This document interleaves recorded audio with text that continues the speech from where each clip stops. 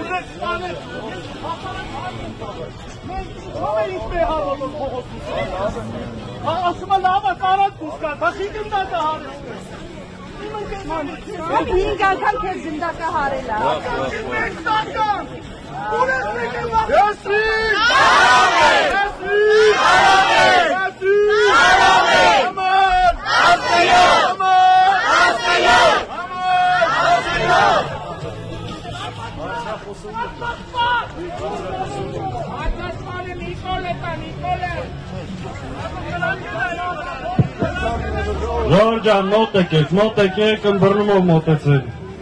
Այս իշխանության ջղաձգումներին, այս նորմալ է, առաջկա օրերին